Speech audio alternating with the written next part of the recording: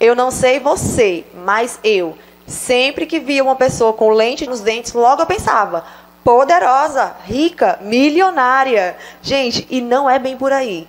Hoje eu vou trazer um assunto aqui para vocês e vou mostrar para vocês que não precisa ser rica e milionária para ter os dentes branquinhos, assim como os meus. Quem me conhece aqui das antigas aqui do canal sabe que eu usava aquele aparelhozinho metálico e hoje eu estou fazendo um alinhamento com o aparelho Invisa, que eu já falei sobre ele no vídeo anterior. Se você não assistiu, depois vai na descrição desse vídeo que tem um link dele. E eu fiz as minhas lentes dos dentes superiores e assim que todos os meus dentes estiverem alinhados, eu também vou fazer os dentes inferiores.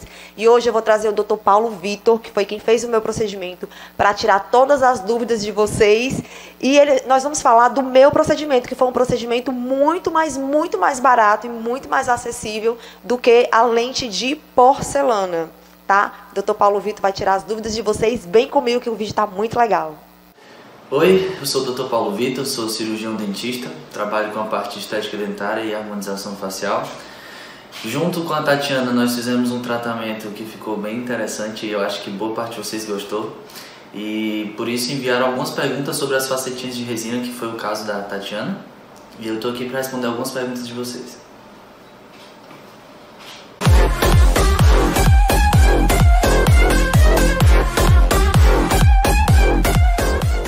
Bom, gente, o procedimento que eu fiz foi facetas de resina, que é um procedimento muito mais barato do que as facetas de porcelana.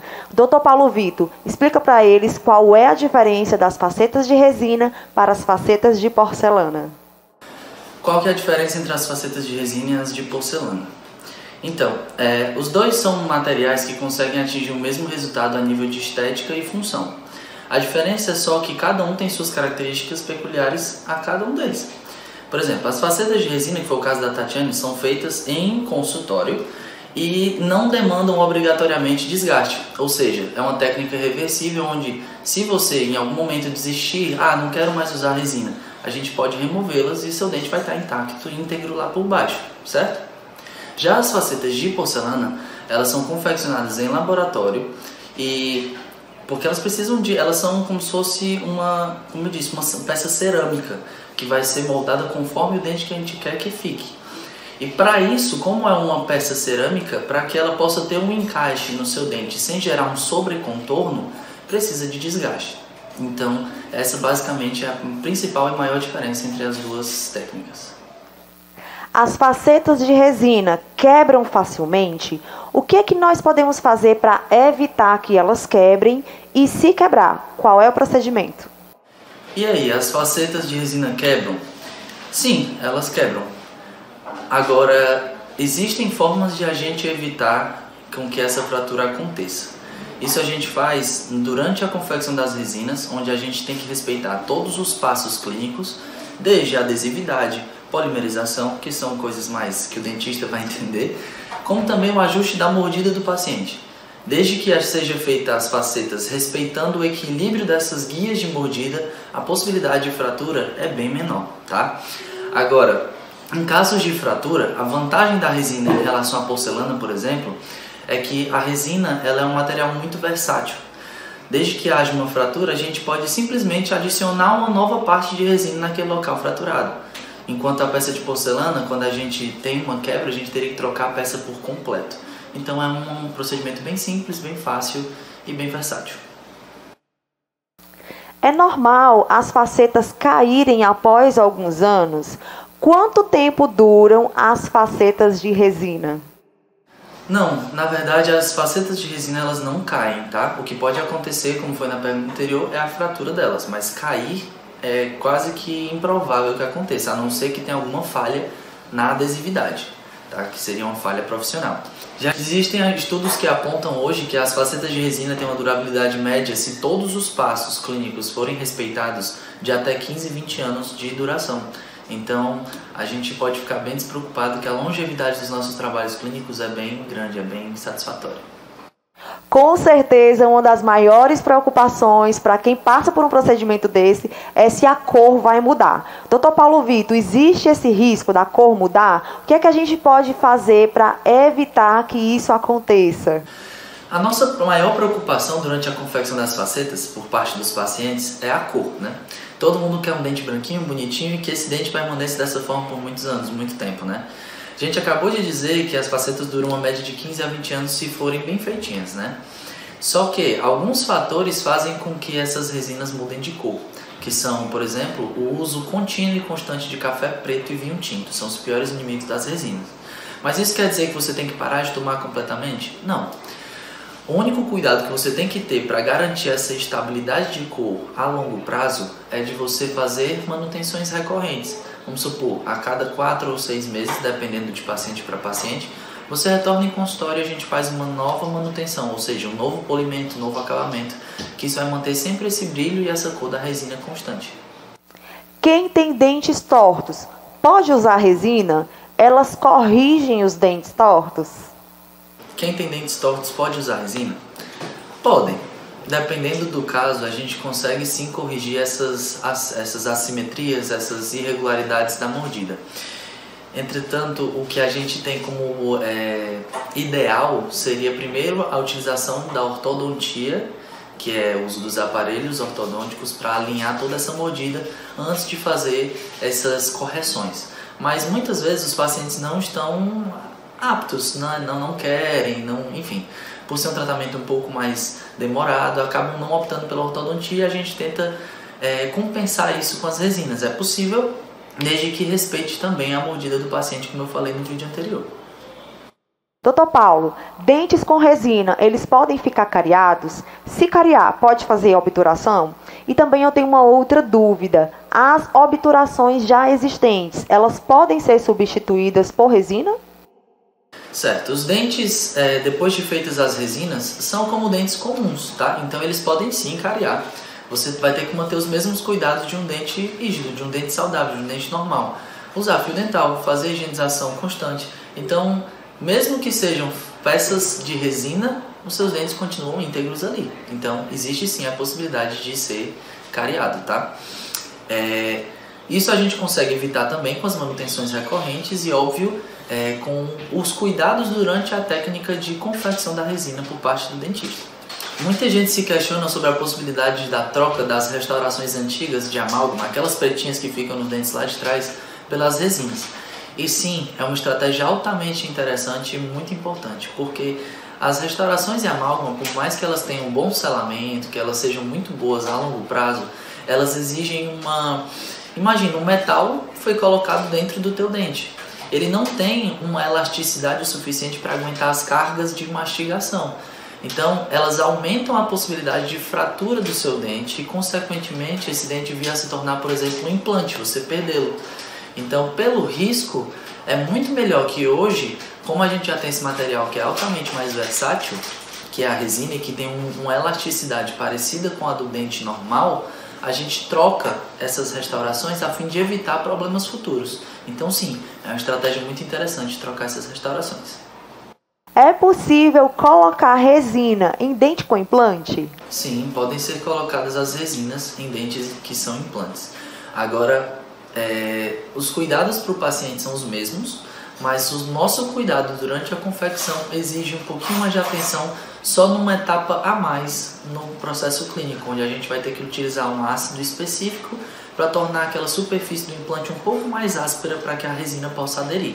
Mas de resto, tudo normal. É normal ficar com mau hálito após colocar as facetas de resina?